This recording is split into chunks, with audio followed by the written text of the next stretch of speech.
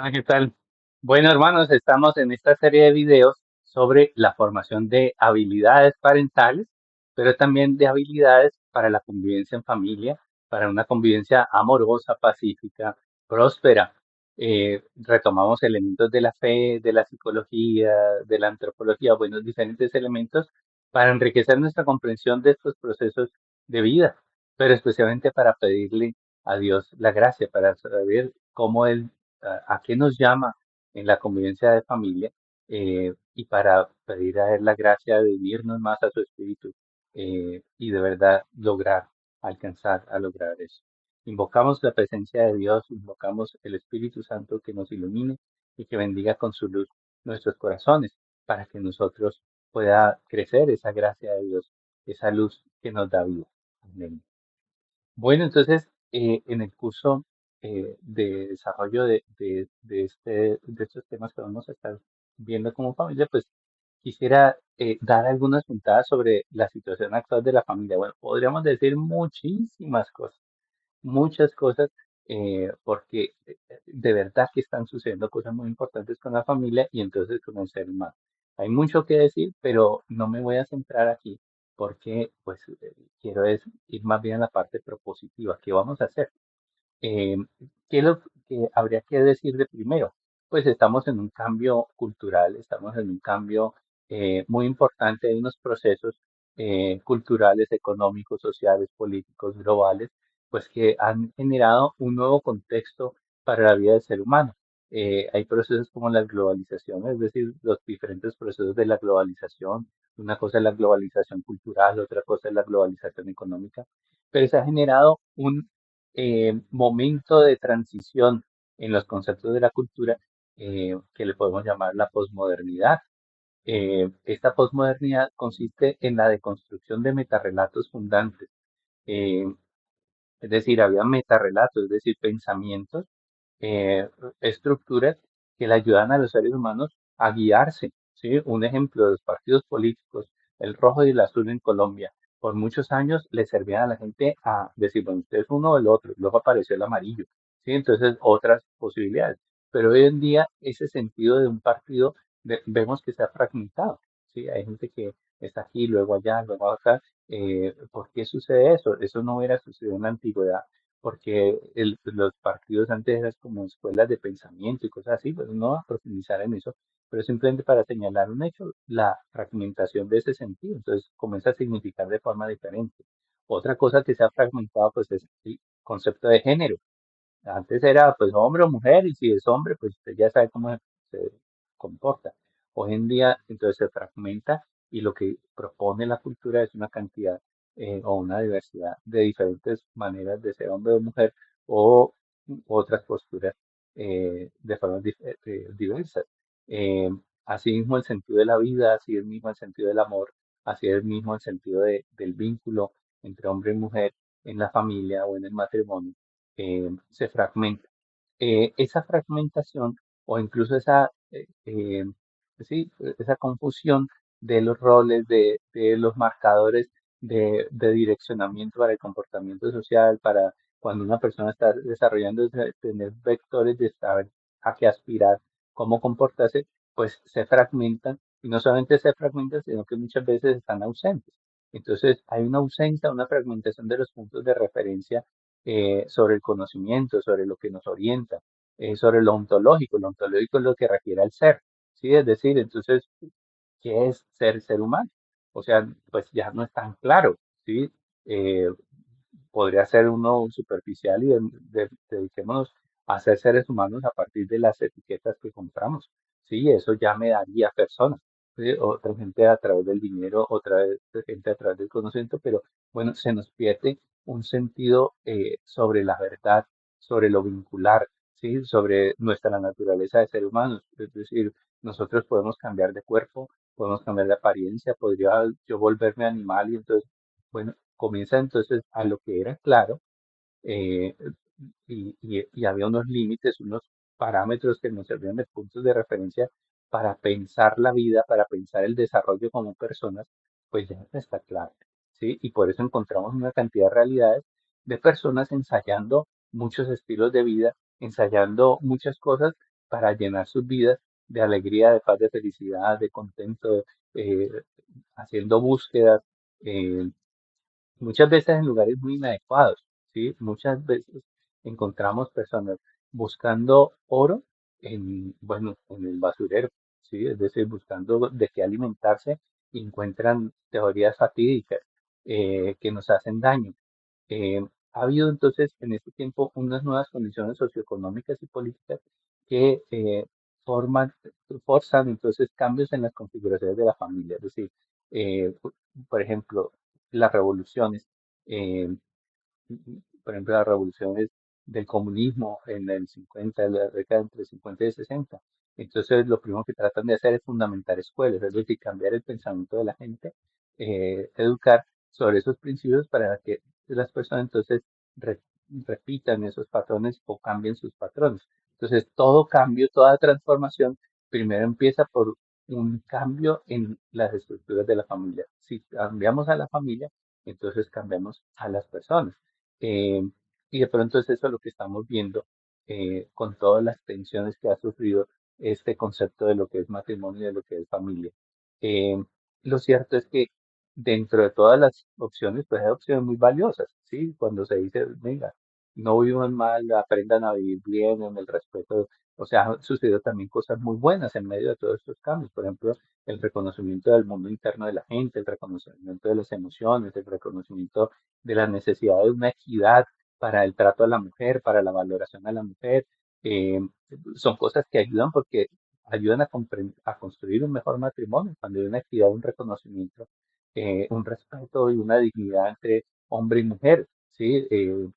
Si bien no está mal no está bien el machismo, pues tampoco está bien un feminismo extremo, porque simplemente es cambiar la balanza, que uno esté sobre el otro, cuando en realidad ambos estamos llamados a ser personas tratadas con equidad, de respeto, de dignidad, de reconocimiento de su valor, ¿sí? Entonces, ahí están, pues, retos que encontramos. Pienso yo que el peor de los males, el peor de los males, el más destructivo, es caer en la banalización del ser. Es decir, que la vida humana ya no tenga trascendencia o que el ser persona entonces ya no tenga valor en sí mismo, sino que tenga que añadirse el valor a través de lo material o a través de prácticas. No, yo me tengo que volver entonces de este modo para yo poder tener valor. Pues es una situación bastante enfermiza. eh, la banalidad del ser, ¿sí? Nos convierte en herramientas del mal, dice Hannah Arendt, una filósofa que, bueno, muy valiosa, me encanta esa mujer, muy interesante. Ella tiene un trabajo muy valioso cuando están en estos juicios eh, a los nazis por todo el holocausto, y ella pide la posibilidad de hacer una entrevista y entrevista a uno de estos hombres que fue acusado de manejar todo ese sistema de trenes que llevaba y volvió muy eficaz esa máquina de muerte. eh, de los nazis. Y cuando ella hace el análisis, pues dice, no, este es un gran hombre, sí, un ejemplar padre, un ejemplar esposo, sí, muy fiel, muy devoto al Estado, sí, es decir, muy comprometido con lo que él sentía que eran los valores fundamentales, el Estado, la familia, la paternidad, su trabajo. Lo que le faltó fue reflexionar que lo que hacía era con seres humanos, un pequeño detalle. Es decir, uno se puede incardinar a ser muy buen trabajador, a ser un muy buen esposo, a ser un muy buen padre, una muy buena madre. Pero si se le olvida que el ser humano es trascendente y no es solamente cuerpo, y si se le olvida que el ser humano no solamente come alimento material, sino que hay que darle alimento espiritual, trascendente, que hay que darle valores, que hay que darle un sentido de ética. Bueno, no solamente nos hacemos el mal, sino que hacemos el mal. Dice ella, acuñó un término que siempre me sonó en la cabeza, y es, si nos falta reflexión sobre lo que es el ser humano, nos podemos convertir en terribles herramientas del mal. Bueno, hoy tenemos que trabajar mucho para vencer esa banalización del sentido del humano, es decir, esa intrascendencia en la que cae, pues el ser humano, pues lo vuelve, lo destruye, ¿sí? Lo destruye y lo lleva por caminos muy destructivos. Hay gente muy interesada en hacer una época de la posverdad, una época postcristiana, y eso nos interesa mucho, porque digamos que el cristianismo, hacia mucha gente pues no le gusta el cristianismo, pues dentro de sus experiencias de vida tienen herramientas para juzgarlo, para ver sus partes fallosas, pero también tenemos que decir que muchos de los valores cristianos fundamentaron a Occidente, ese sentido de la dignidad humana, ese sentido de la solidaridad, del respeto, del perdón, de la reconciliación, pues son ideas que han venido del cristianismo y que aportaron a la cultura de Occidente, y nos llevaron a fundamentar ideas básicas para pensar eh, el sistema pues de gobierno, ¿sí? La democracia, ese reconocimiento de los derechos humanos. Bueno, todo eso tiene raíces en esta filosofía o en esta visión del cristianismo. Em, las tensiones, pues también se dan al interior de la iglesia y eso tenemos que decirlo. Estamos en unas épocas en donde también se ha generado, pues, mucha controversia. Por ejemplo, hace muy poco se sacó, el Papa firmó una carta, Fiducia Supplicans, en donde, pues, se da el permiso a la bendición a personas que hacen parte de parejas irregulares, ya sea divorciados, vueltos a casar o personas homosexuales. Y esto ha generado mucha controversia, especialmente pues, porque se interpreta por muchos como un aval o un reconocimiento a este tipo de uniones. Sabemos que eh, en el concepto legal del concepto de matrimonio, por ejemplo, pues se fundamenta una relación de hombre-mujer, ¿sí? Es decir, en el concepto que existe en el derecho sobre el matrimonio, pues el matrimonio es una legitimación de esa relación entre hombre y mujer porque da acceso a la prole, ¿sí? Bueno, y otros sentidos, ya la iglesia se había pronunciado sobre esto cuando fue cuestionada, ¿sí? Sobre el reconocimiento de las uniones homosexuales y la iglesia dijo, pues nosotros no tenemos potestad para decir otra cosa que ya lo dicho, ¿sí? Como institución pues no podríamos avalar ese tipo de uniones. Entonces dice la carta de fiducia supplicans y comienza diciendo que los que quedaron sintiéndose mal por por esa explicación, sí, por ese concepto, pues para ellos pues damos esta posibilidad. Pero bueno, eso ha generado muchas tensiones. Sabemos que dentro de la iglesia pues hay muchos grupos eh, de, del lobby gay, de lo que se ha llamado el lobby gay, que es todo un trabajo para el reconocimiento de este tipo de realidades de vida y de pareja. Eh, pues lo que es cierto es que lo que ha sido revelado o la tradición, pues habla de un matrimonio entre hombre y mujer y de una complementariedad, ¿sí? Es decir, lo que nos explica la fe sobre el tema del amor humano es que es imagen y semejanza de Dios y esa imagen y semejanza de Dios se cumple especialmente por el carácter diverso de la relación entre el hombre y la mujer, eh, que les lleva a cooperar yendo más allá de su naturaleza para compartir el amor con el otro eh, en una donación de sí. Sí, pero bueno, esos serán temas que veremos más adelante. Eh, lo cierto es que estamos en una época compleja, llena de retos, mucha gente con mucho miedo. Eh, la verdad, muchas personas también de fe, aferrados a sus ideas de fe, pero sin mucho fundamento eh, doctrinal o teológico o incluso de otras fuentes que les ayude a tener respaldo de su fe. Y eso es una dificultad. Sí, entonces, bueno, a pesar de que el tiempo está difícil, pues espiritualmente, la verdad, seguimos en el mismo asunto, ¿sí? Es decir, el mismo asunto desde el principio es que Dios está trabajando con la humanidad para restaurar nuestra naturaleza caída.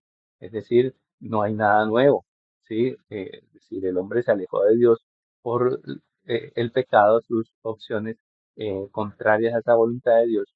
Y Dios tiene una voluntad de salvarnos y nos ha enviado al Salvador y nos ha enviado también al Espíritu Santo para que vayamos trabajando en una restauración de nuestra naturaleza. Esta restauración consiste en insertar la vida del Espíritu en la conformación de la persona, de modo que ella pueda ascender a lo divino, o sea, cristificarse en su vida y en su contexto cotidiano. Esa dimensión de trascendencia y de espíritu que aporta la fe se convierte en una luz potente para nuestro tiempo y que nos ayuda a iluminar y depurar y corregir ese sentido de lo humano. ¿Cómo es de importante ese sentido que aporta la fe? Hoy en día es una luz que salva la salud de la persona y de la familia.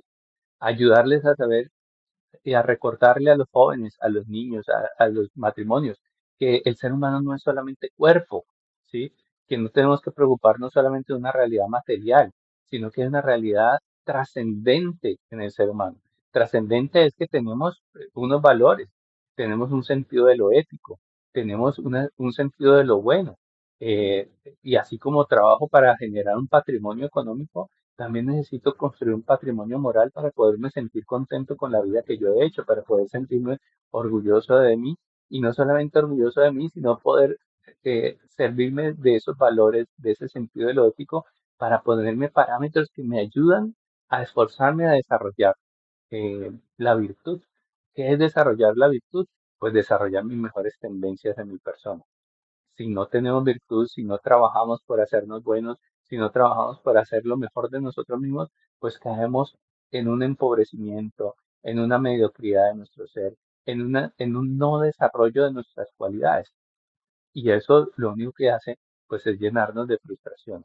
Entonces, lo que nos dice la fe es que el camino del ser humano es insertar el espíritu en la vida de nosotros. Qué cosa tan interesante. Vamos al trabajo. Bueno, la pregunta de la fe es, ¿este trabajo que tiene que ver con el espíritu? Es decir, insertar la vida del espíritu en ese trabajo es encontrar un sentido de una misión, de un propósito, de una ética, de unos parámetros que nos ayude a construir salud, a construir justicia, a construir verdad.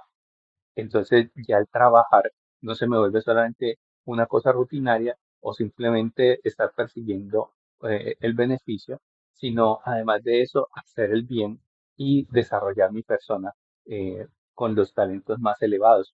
Un gran bien. Lo que nos invita a hacer la fe y la revelación que hemos recibido de Dios es que nosotros, por el uso de nuestras facultades, de las potencias que nos fueron dadas, especialmente del uso de nuestra voluntad, podemos tomar la decisión de caminar hacia lo que es bello, hacia lo que es bueno y hacia lo que es perfecto. Y es eso lo que Dios ha hecho y nos ha revelado en Cristo Jesús. Por eso nos dice San Juan Pablo II que conocer a Cristo es conocer lo que el hombre es en realidad. Dentro de este contexto, ¿sí? Del desarrollo del espíritu en la vida de nosotros y en la vida de la familia, pues hay unas herramientas fundamentales. Una herramienta fundamental que tenemos que construir como personas y como familias es el desarrollo y el crecimiento de nuestra fe con una opción de radicalidad. Es decir, miren, nos hemos enfermado de relativismo, nos hemos enfermado de esta propuesta postmoderna de que no hay una sola verdad, sino que lo que importa es tu verdad, pero eso no se ha convertido en un reconocimiento de la subjetividad, que está bien, reconocer el mundo interno de cada cual, ¿sí? Pero se ha convertido ese en una evaluación de que hay unos objetivos y de que hay unos criterios que nos hacen saludables y que nos hacen plenos. Hay unos que, a pesar de que hay que reconocer la subjetividad del ser humano, también hay que reconocer unas objetividades. Hay cosas que son buenas para nosotros y hay cosas que nos hacen daño terrible. Y poder reconocer eso, pues nos hace sabios, porque nos enseña entonces a vivir bien y a tomar las buenas decisiones. Conviene, dentro de todas estas elecciones, entonces, ir construyendo un sentido antropológico sano, es decir, un concepto sano, y en esto nos vamos a centrar mucho en el curso, a ir depurando una idea de quién es el ser humano, es decir, una idea de una antropología, es decir, la antropología a la que refiere a conocer sobre el ser humano y a sobre sus procesos culturales. Bueno, ¿quién es el ser humano? Necesitamos clarificarlo, porque esta ausencia de criterios pues ha servido para destruir mucho a las personas. Eh, Dentro de todo este conocimiento sobre el ser humano, pues es fundamental conocer sobre su fuente, es decir, de dónde viene el ser humano y lo mejor que hay en él, ¿sí? Su capacidad de amar, de servir, de construir, y esa es la fuente del fe. ¿Cuál es la visión? La visión es poder llegar a construir pues una integralidad, ¿sí? Nosotros estamos llamados a integrar nuestra visión de fe a nuestra visión de desarrollo humano, ¿sí? El desarrollo humano y el desarrollo de nuestra fe van de la mano para poder llegar a ser la plenitud. De ese modo nos hacemos signo y presencia de Dios en la familia y también en los espacios sociales, porque estamos llamados no solamente para vivir para nuestro hogar y nuestra familia, eso es una tendencia actual, pero nosotros estamos llamados es a vivir no solamente para nosotros, sino también para los otros, para la sociedad. En especial estas verdades del ser humano trascendente, de esas luces que nos ayudan a distinguir qué es lo que nos hace plenos, qué es lo que nos hace saludables a través del amor y a través del compartir, pues esto es lo que tiene que iluminar la vida de las familias y lo que tiene que iluminar la vida de la crianza y lo que tiene que iluminar la vida de las comunidades cristianas, la capacidad de las familias de compartir con otros. La espada del espíritu, que es una asociación de comunidades que se construye en comunidades de familias, pues conviene que se proteja enriqueciendo estas claridades que protegen el matrimonio y que protejan a la familia. Si se nos devalúa la idea de lo que es el matrimonio, si se nos devalúa la idea de lo que es el amor humano, si se nos devalúa la idea de lo que es la familia, no hay religión que valga, porque entonces la fe se nos convierte en una cuestión intimista, es decir, entre Dios y yo, pero luego eso no tiene frutos en las relaciones con los otros, entonces se nos enferman las familias, se nos enferman los hogares y por supuesto se enferman entonces las personas.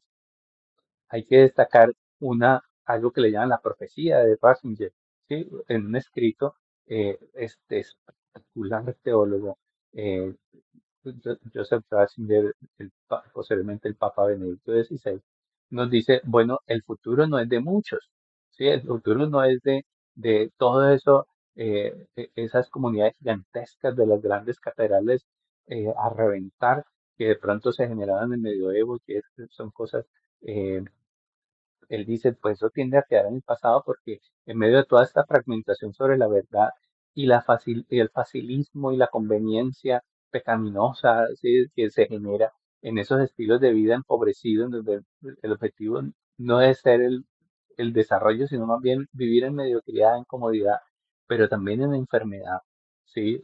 Correlativamente. Es decir, si no buscamos la plenitud, pues nos acomodamos a vivir mal, pero a eso le llamamos bueno, ¿sí? Entonces él dice, pues, aquellos que tengan esta visión espiritual del ser humano, esta visión del amor y de la revelación de nuestra naturaleza, pues vamos a volver a ser poquitos, ¿sí? Esto se va a vivir entonces en comunidades pequeñas, pequeñas comunidades que sean capaces de vivir realmente un verdadero cristianismo. ¿Cuál es ese verdadero cristianismo? Ese que nos ayuda a estar creciendo en el amor, en la unidad, en el desarrollar la plenitud del ser humano, pero no una plenitud a conveniencia de los poderes culturales, económicos o políticas, sino de aquello que fue sembrado existencialmente y trascendentalmente.